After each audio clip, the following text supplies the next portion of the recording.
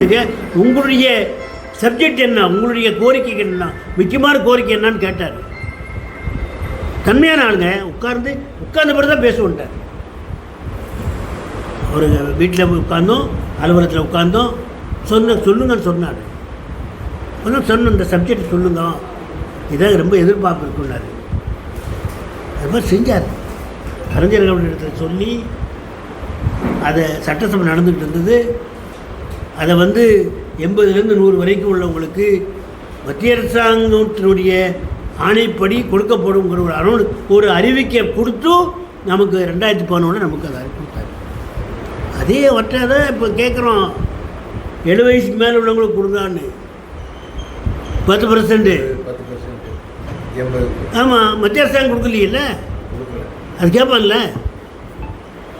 மற்ற மாநிலங்கள் கொடுத்துருக்காங்க, 65 கொடுத்துருக்காங்க சில பேர் மாநிலம்.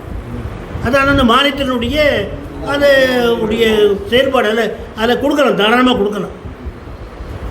மத்திய அரசுக்கு இணையாக அப்படின்னு சொல்லும்போது இது வராது, இவங்களாக கொடுக்கணும்.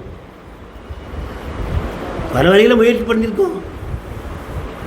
நம்முடைய மாநில பேரவை கூட்டத்திலையும் முயற்சி பண்ணியிருக்கோம், திருச்சியில் வெள்ளி விழா கூட்டத்திலையும் முயற்சி பண்ணியிருக்கோம், அப்புறம் அறந்தாங்கிலையும் பேசியிருக்கோம், நேரடியாகவும் பேசியிருக்கோம்.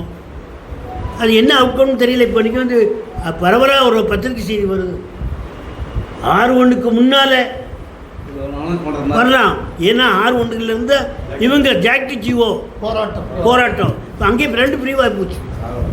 டீச்சர் மாறிட்டான், அவன் தனியாக அமைப்பு போட்டான், இவங்களோட சேர்ந்தா. ஏன்னா இடைநிலை ஆசிரியர்கள் இன்றைக்கி போராட்டம் பண்ணிக்கிட்டு இருக்காங்க. அதுக்கு ஜாக்டிஜிஓனுடைய அனுமதி இல்லை, இந்த சப்ஜெக்ட் அவங்க எடுக்கலை. சம ஊதியம் சம வேலை, அதை தான் அதை கொடுக்க முடியாதுன்னு சொல்லிட்டானே. மத்திய அரசாங்கத்துக்கு இணையாக நீ கொடுன்னு சொன்னா நமக்கே கொடுக்கலையே. நீங்க 9,000 ரூபா எனக்கு ஓய்வூதியம் கொடுன்னு சொன்னா மினிமம் பென்ஷன். ஆமாம், அதாவது அடிப்படை ஊதியத்தில், அதாவது ஒரு நாட்டு, அதாவது ஒரு ஸ்டேட்டுடைய அடிப்படை ஊதியத்தில் 50% குறைஞ்சாமல் ஓய்வு இருக்குன்னு இருக்குது. அவன் மத்திய அரசாங்கம் 18,000 ரூபா வச்சுருக்கான் அடிப்படை ஊதியம், அதுக்கு 9,000 ரூபா கொடுத்துட்டான். நாம் அதுபடி தான் வாங்கிட்டு இருந்தோம். 3 கமிஷனுக்கு பின்னால் அடிப்படை ஊதியம் மத்திய அரசாங்கத்துக்கு இணையாக கொடுக்கல ஸ்டேட் கவர்மெண்ட்டு. அதை மாற்றணும் இல்லை முதல்ல. அதை நான் இருக்கும்போது சொல்லிட்டு இருந்தேன். சென்ட்ரல் கவர்மெண்ட்டில் கேட்கறது அர்த்தமே இல்லை. அடிப்படை, அதாவது ஊதியத்தில் அடிப்படையில் 50% ஆட்டோமேட்டிக்காக கொடுத்துருவான். அவன் 18,000 வச்சுருக்கானா, அதே இதை நீ வை. சங்கங்கள் அதுக்கு தயாராக இல்லை. இப்போ போய் எனக்கு 50% கொடுனா, நீ என்ன வச்சுருக்க, 15,000 கொடுத்துருக்க, அதை தான் 7,850 ரூபா கொடுக்குறான். அதே தான் 18,000 கொடுத்தா 9,000 ரூபா ஆட்டோமேட்டிக்காக வந்திருக்கும். அதனால் அவங்களுக்கு தப்பு இல்லை. அடிப்படை ஊதியம் இதெல்லாம் முரண்பாடுகள். அதை சங்கங்கள் அவங்க கேட்கணும், நாம் கேட்க முடியாது. நாங்கள் நான் இருக்கும்போது, நான் பொதுச்செயலாளர் மோகன் அவர்கள்லாம் இருக்கும்போது, நாங்கள் பழைய ஓய்வு திட்டத்தை கொண்டு சொல்லும்போது கமிட்டியில் பேசி போகும்போது உங்களுக்கு என்ன தகுதி இருக்குன்னு கேட்டான். ஓய்வீரர்கள் சங்கம், உங்களுக்கு இதில் என்ன இருக்கு, உங்கள் கிரீவன்ஸ் என்ன, அதை சொல்லுங்க, அதுதான் நீங்கள் பேசணும்.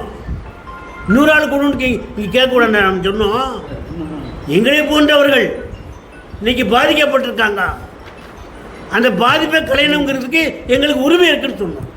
மோகன் அருமையாக சொன்னார். சரி, அப்போ அதுக்கு பின்னால் தான் உங்கள் மெம்பரோட கொடுன்னு கேட்டான். அரசாங்கத்தின் நிலைகள் எதுக்காக சொல்கிறேன்னா, அந்த மாதிரி ஒரு நிலைகள் இருக்கும்போது நம்ம அதெல்லாம் பேசுகிறோம். நம்ம இப்போ இது வரைக்கும் அது எத்தனையோ குழுக்கள் போட்டாச்சு, போன அரசாங்கத்திலையும் போட்டாச்சு, இந்த அரசாங்கத்திலையும் போட்டாச்சு. இப்போ தமிழ்நாடு அரசு ஒரு ஒரு குழு போட்டிருக்காங்க, தெரியுமா உங்களுக்கு? பழைய ஓய்வு திட்டம், பங்களிப்பு ஓய்வு திட்டம், ஒருங்கிணைந்த ஓய்வு திட்டம், மத்திய அரசாங்கம். இது 6,000க்கு ஒரு குழுவை தேவையா? நாம கேட்கறது பழைய ஓய்வு திட்டம்.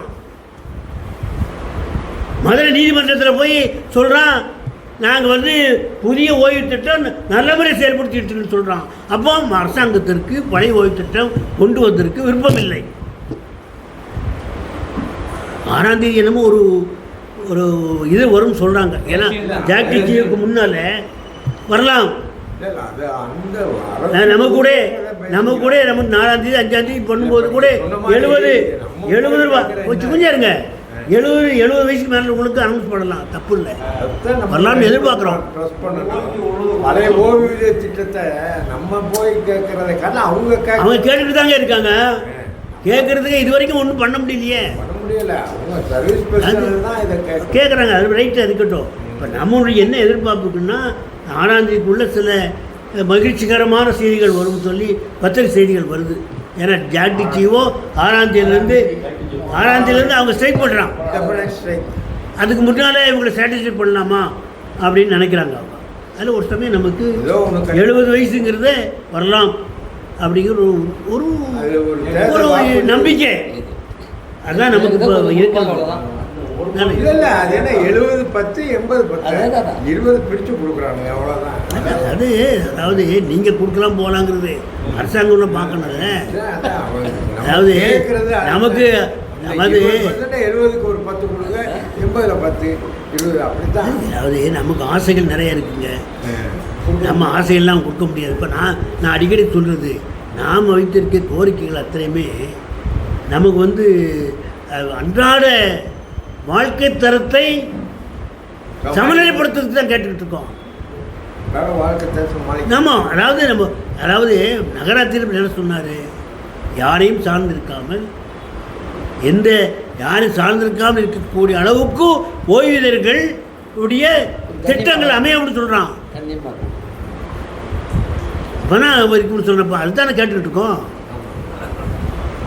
ஃபேமிலி பென்ஷனுக்கும் அதான் கேட்டுக்கிட்டு இருக்கோம். இப்போ தான் ஒன்று வாங்கிட்டு இருக்கோம் உங்களுக்கு.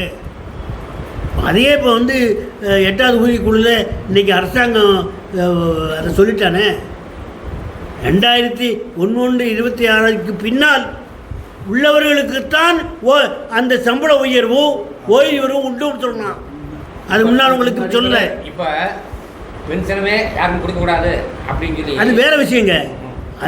அது ஒரு காலத்தில் கீதா கிருஷ்ணனுடைய கமிஷன் ஒரு ரிப்போர்ட் வந்தது. அப்போ அதில் என்ன சொன்னாங்கன்னா ஒரு பத்திரிகை செய்திகள் வந்தது அந்த காலத்தில். அதாவது ஒரு ஏஜுக்கு மேலே பென்ஷன் நிறுத்துறது. இல்லை இவங்க சம்பளம், அதாவது சர்வீஸ் இருக்கும்போது தான் இவங்க சம்பளம் கொடுக்குறோம். ஓய்வு பெற்றவருக்கு சும்மா உட்காந்துறவங்களுக்கு எதுக்கு இவனுக்கு கொடுக்கணும் அப்படிங்கிற பிரச்சனை வந்தது. அப்போ சரி கொடுத்துட்டோம். நல்ல கான்ட்ரிபியூஷன் ப்ராவிடன்ட் ஃபண்டுங்கிறது முதல்ல ஆரம்பிச்சதுங்க.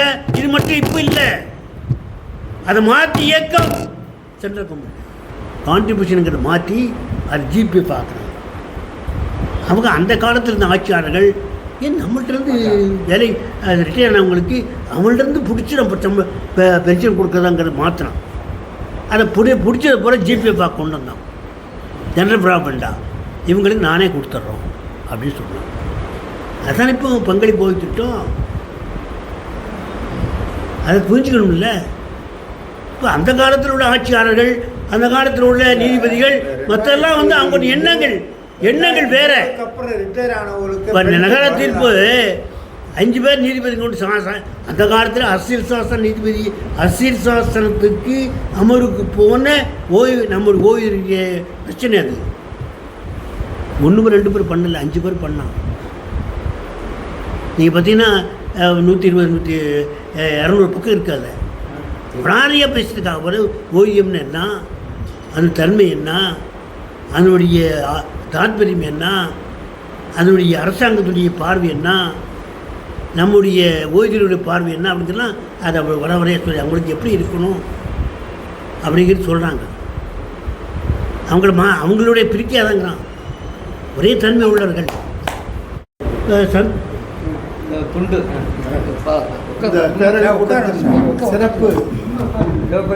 சிறப்புரையாற்றி கொண்டிருக்கும் முன்னாள் மாநில தலைவர் அவர்களுக்கு மதுரை மாவட்டம் பொன்னாடை போட்டுகிறது.